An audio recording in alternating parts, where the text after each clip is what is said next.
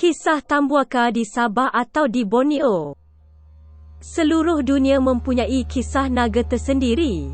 Ada yang mampu terbang, hidup di udara, hidup di darat dan di dalam hutan. Ada pula naga yang hidup di air. Di Borneo, tepat lagi di sekitar pantai barat Sabah sekitar Bongawan, Papa, berufot sehingga ke Pulau Kuala Penyu, wujudnya cerita rakyat mengenai naga Tambuaka.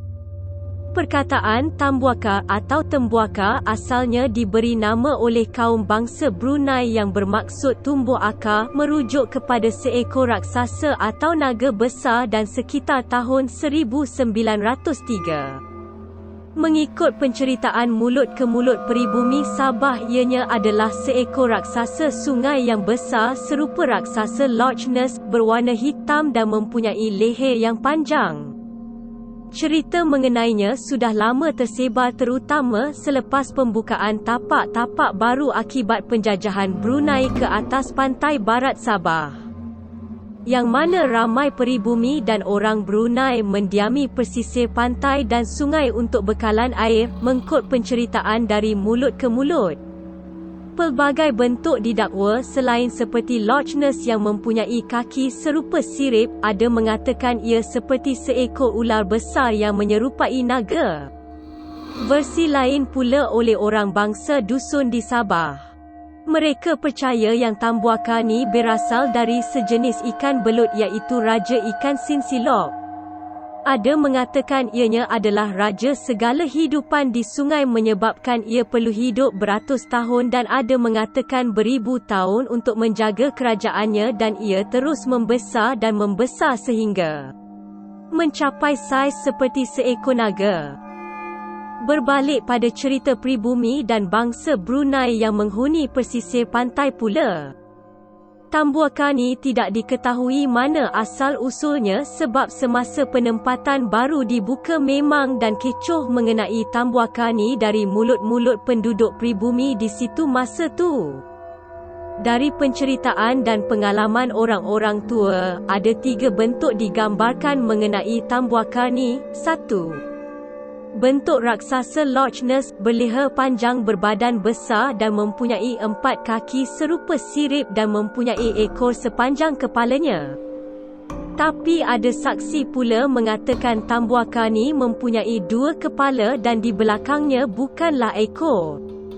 2. Bentuk naga, ular. Ada saksi yang mengatakan ia seperti seekor ular tedung yang mendongakkan, mendirikan kepalanya di tengah sungai.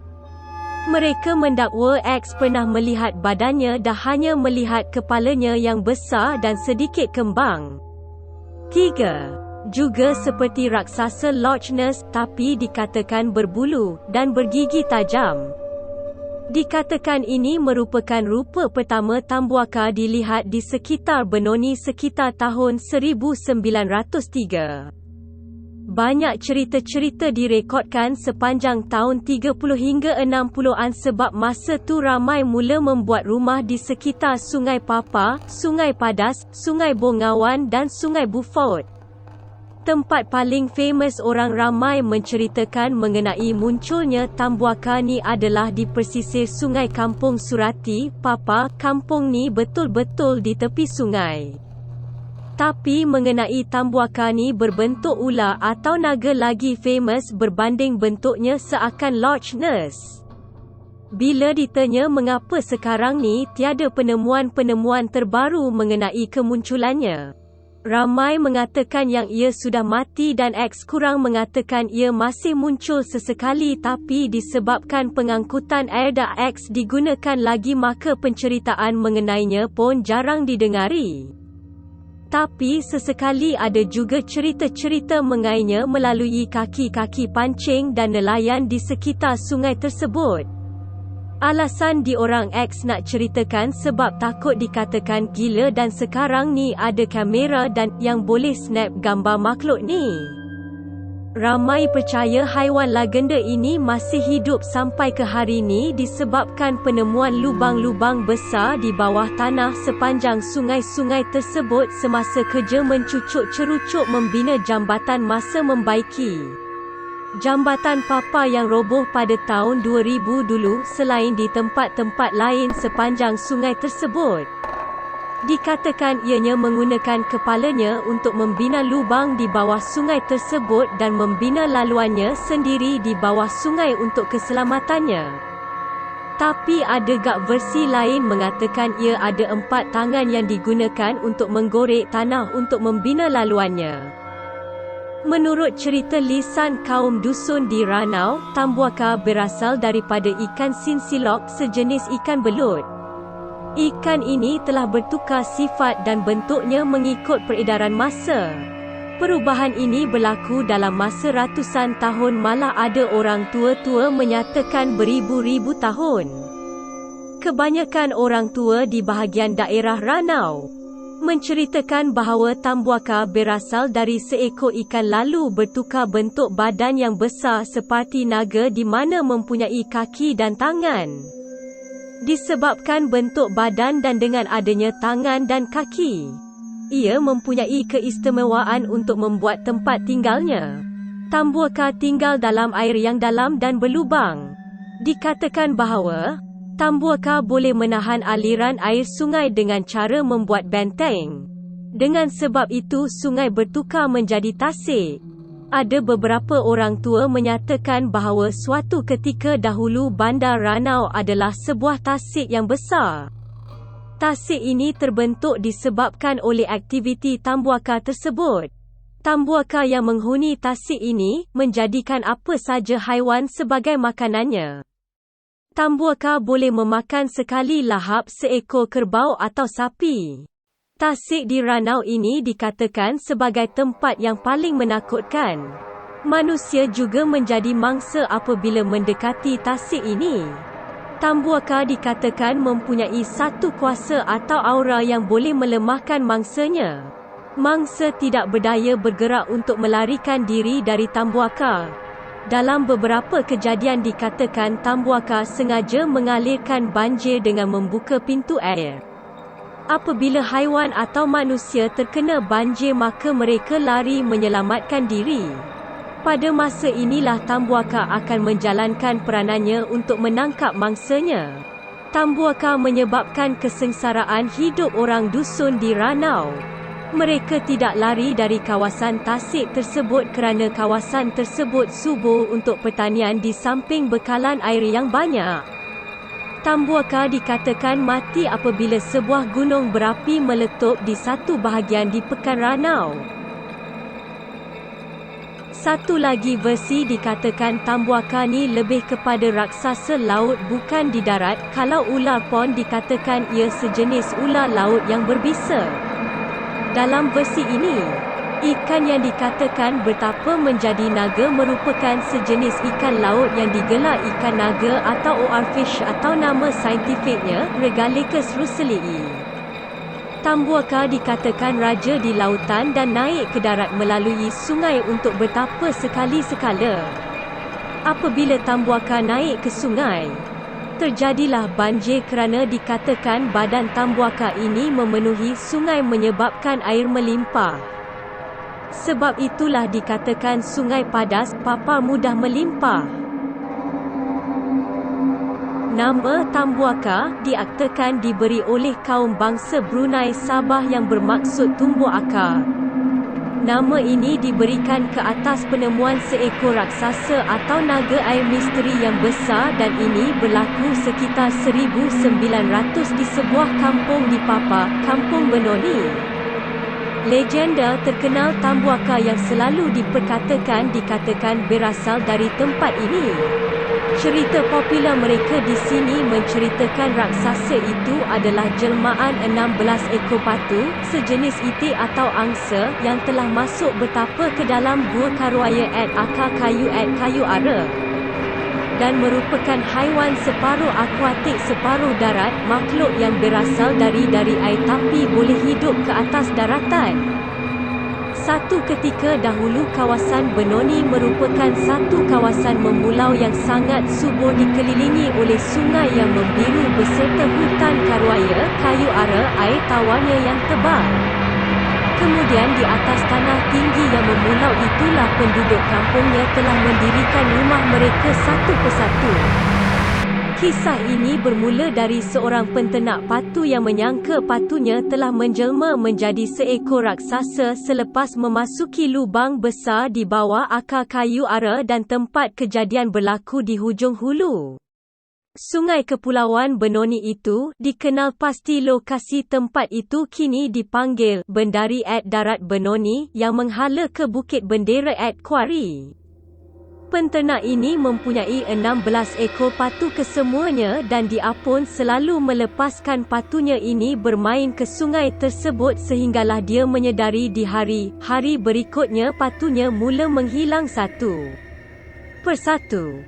Pada mulanya dia menyangkakan buayalah pemangsa ternakannya itu. Seharian dia mengawasi lalu dia mendapati kumpulan patunya ini memang selalu saja suka berenang ke suatu tempat yang jauh sedikit dari kawasan area sungai tinggalnya itu. Dengan berjumpung perahu kecil, dia perlahan-lahan menyusuri sungai tersebut sambil mengekori patunya dari kejauhan saja, barulah dia perasan terdapat sebuah kayu ara yang sangat besar di situ. Dipenuhi lagi dengan akar kayu yang berjuntaian langsung saja menambahkan lagi seram pada lorong gelap yang terdapat di celah-celah akarnya yang berserabut itu. Beberapa ketika kemudian patunya berdondon selamba saja berenang masuk ke celah gelap karuaya tersebut kemudian kembali keluar dari tempat tersebut secara bersahaja tapi berkurang seekor.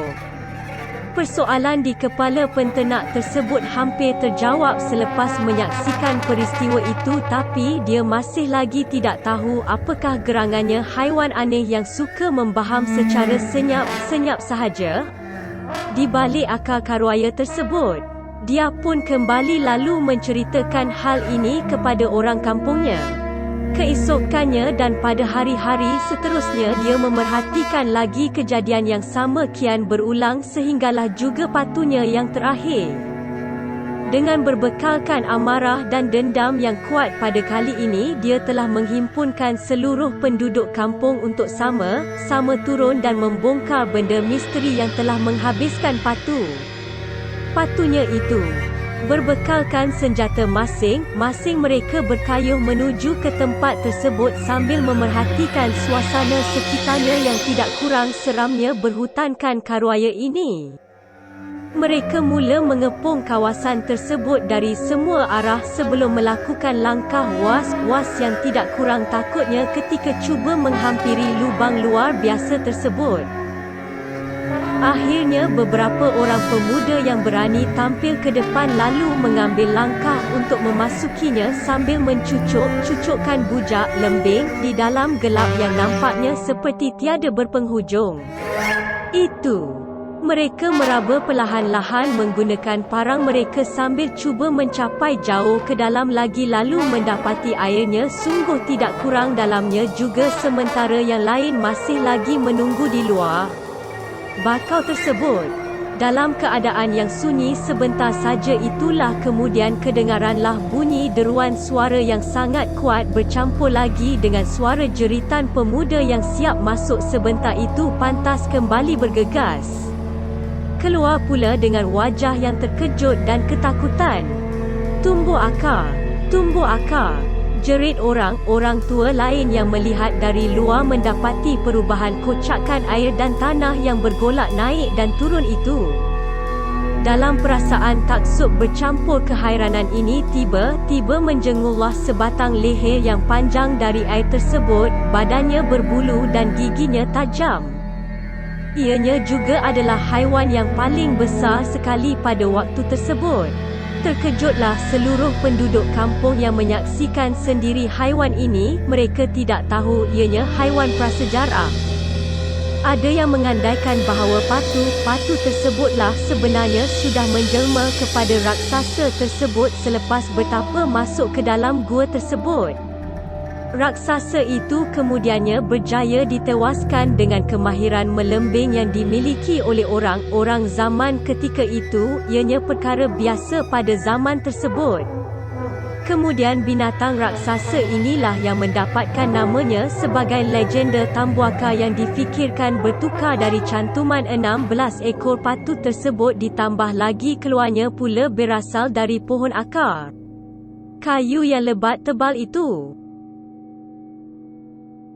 Cerita ini disampaikan turun-temurun di kampung Benoni sehinggalah ceritanya mula menjadi semakin kabur tanpa mengetahui lagi rupa bentuknya yang sebenar raksasa Tambuaka ini sehinggalah lewat awal tahun 70-an. Di kampung Benoni, pada suatu hari seorang budak yang diambang remaja telah balik membawa sebuah buku dari perpustakaan papa yang dipinjamnya ke rumahnya.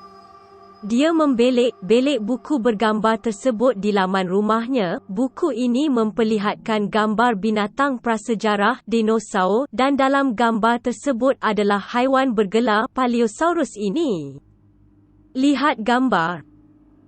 Ketika beliau sedang melukis sambil membelik-belik buku inilah ibunya Zaliha tidak sengaja terpandang susuk haiwan Paleosaurus ini lalu memberitahukan anaknya nama binatang tersebut adalah Tambuaka. Mengikut dari gambar lakaran yang pernah dibuat dari ibu terdahulunya yang sempat melihat binatang ini dalam keadaan matinya lagi ketika bercerita perihal Tambuaka tersebut. Sambil mengamati lagi gambar tersebut ibunda Zaliha ini hanya memberitahukan perbezaannya Tambuaka yang diceritakan itu mempunyai bulu pada badannya tetapi susuknya memang sama. Melalui cerita tersebut, itulah kali pertama kampung mereka pernah berhadapan dengan makhluk tersebut dan itulah juga kali terakhir mereka pernah melihat makhluk yang sedemikian. Tiada disangka raksasa itu adalah spesies plesiosaur yang sudah pupus jutaan tahun lalu ini sempat wujud di Benoni sebagai Tambuaka. Maksud nama Tambuaka membawa maksud 16 ekor patung betapa tersumpah keluar dari akar tumbuhnya dari akar menjadilah raksasa mitos Tambuaka. Sekian sahaja cerita tentang Tambuaka di Sabah. Kalau anda berminat dengan kisah-kisah mitos di Sabah, bantu saya untuk share cerita ini dan komen di ruangan komen cerita apa lagi kita akan ulas untuk video akan datang. Sekian terima kasih. Bye-bye.